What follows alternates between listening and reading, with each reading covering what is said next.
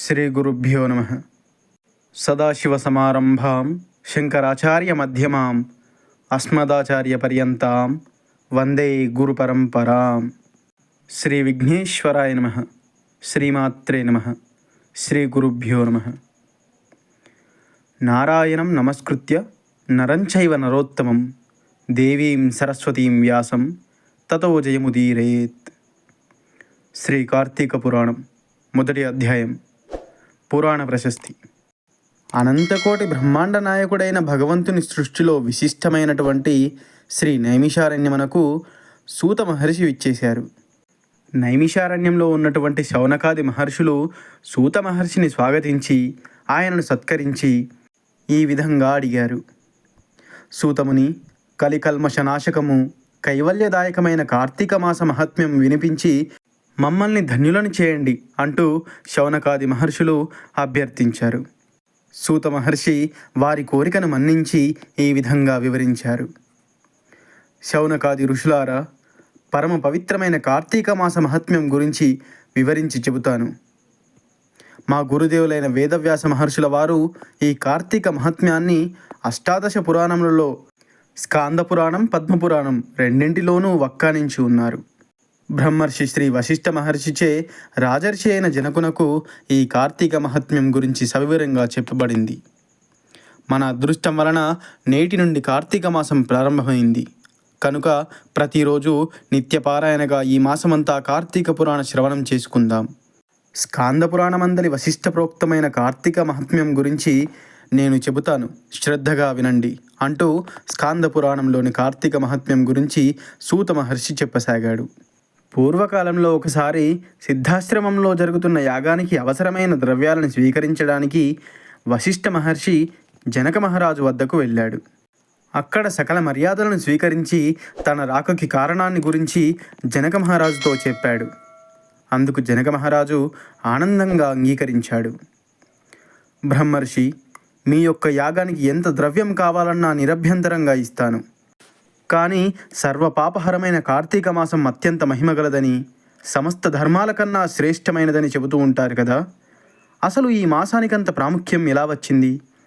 కార్తీక వ్రతం ఉత్కృష్ట ధర్మం ఏ విధంగా అయిందో చెప్పండి అంటూ జనక మహారాజు వశిష్ఠ మహర్షిని ప్రార్థించాడు. అందుకు సంతోషించిన వశిష్ఠుల వారు మందహాసం చేస్తూ ఈ విధంగా తెలిపారు. జనక మహారాజా, పూర్వజన్మలో ఎంతో పుణ్యం చేసుకుంటేనే సర్వశుద్ధి కలిగిన మీలాంటి వారికి మాత్రమే కార్తీక మహాత్మ్యం వినాలనే కోరిక కలుగుతుంది. ఓ రాజా, కార్తీక మాసంలో సూర్యుడు తులా సంక్రమణంలో ఉండగా నిష్ఠతో ఆచరించే స్నాన, దాన, జప, పూజాదులు ఇవన్నీ విశేష ఫలితాలను ఇస్తాయి. తులా సంక్రమణం నుంచి కానీ, శుద్ధ పాడ్యం నుంచి కానీ ఈ వ్రతాన్ని ప్రారంభించాలి. ముందుగా గణేష ప్రార్థనతో వ్రతం మొదలుపెట్టాలి. ఈ నా వ్రతాన్ని నిర్విఘ్నంగా పూర్తి చేయించు దామోదర అంటూ నమస్కారపూర్వకంగా సంకల్పించుకొని కార్తీక స్నానాన్ని ప్రారంభించాలి. కార్తీక మాసం మొత్తం సూర్యోదయవేళ నదిలో స్నానం చేస్తే ఎంతో పుణ్యం వస్తుంది. సూర్యుడు తులారాశిలో ప్రవేశించగానే గంగా నది ద్రవరూపం ధరించి సమస్త నదీ జలాలలో చేరుతుంది. విష్ణుమూర్తి పాదాలలోంచి గంగ పుట్టింది. గాన, వాపీకూప, తటాకాది సకల జలాలలో కూడా విష్ణుమూర్తి వ్యాపించి ఉంటాడు. బ్రాహ్మణుడైన ప్రతి ఒక్కడూ కార్తీక మాసంలో నదికి వెళ్ళి హరిధ్యానంతో కాళ్ళు చేతులు కడుక్కొని ఆచమించి శుద్ధాత్ముడై మంత్రయుక్తంగా మొలలోతు నీటిలో నిలబడి స్నానం చేయాలి. అనంతరం దేవతలకు, ఋషులకు, పితరులకు తర్పణాలు వదలాలి. తరువాత ఆఘమర్షణ మంత్రజపంతో బొటనవేలి కొనతో నీటిని కిలికి 3 దోసెళ్ళ నీళ్లు గట్టు మీదకు చిమ్మాలి. తీరం చేరిన తర్వాత కట్టుకున్నటువంటి బట్ట యొక్క కొనల్ని పిండాలి. దీనినే యక్ష్మితర్పణం అంటారు. ఒళ్ళు తుడుచుకొని మడిబట్టల్ని కట్టుకొని హరినామస్మరణ చేయాలి. గోపీ చందనంతో ఊర్ధ్వపుండ్రాలను ధరించి సంధ్యావందనాన్ని, గాయత్రి జపాన్ని ఆచరించాలి. తరువాత బ్రహ్మయజ్ఞాన్ని ఆచరించి శంఖచక్రధారి అయిన విష్ణువును సాలగ్రామమందు భక్తిగా షోడశోపచారాలతో పూజించాలి. పిమ్మట ఇంటికి చేరి దైవతార్చన, వైశ్వేదేవాదులు చేయాలి. పూజ ముగిసిన తర్వాత భోజనం చేసిన తదుపరి పునః పురాణ కాలక్షేపం చేయాలి.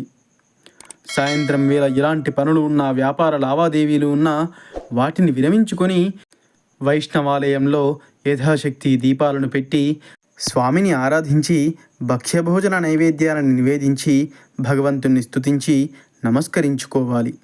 ఇలా కార్తీక మాసం మొత్తం ప్రతిరోజు ఈ విధంగా వ్రతాన్ని చేయాలి. ఈ విధంగా వ్రతాన్ని చేసిన వారు పునరావృత్తి రహితమైన వైకుంఠాన్ని చేరుతారు. పూర్వజన్మలో చేసిన పాపాలతో పాటుగా ఈ జన్మలో ఏ పాపాలు చేసినా కూడా కార్తీక వ్రతం వలన అన్నీ హరించుకుపోతాయి. ఎవరైనా, ఏ కులం వారైనా, ఏ మతం వారైనా వర్ణలింగ భేదరహితంగా ఈ వ్రతాన్ని ఆచరించవచ్చు. అలా ఆచరించిన వారు మోక్షాన్ని పొందుతారు. జనక మహారాజా తనకు తానుగా ఈ వ్రతాన్ని ఆచరించలేకపోతే ఇతరులు ఈ వ్రతం చేస్తుండగా భక్తి శ్రద్ధలతో చూసినా, ఆలకించిన విష్ణువు కృప లభిస్తుంది అని వశిష్ఠ మహర్షి జనక మహారాజుతో వివరించాడు. ఇప్పటి వరకు మీరు విన్నది మొదటి అధ్యాయం. సర్వం శ్రీ గురుదివ్య చరణారవిందార్పణమస్తు. స్వస్తి.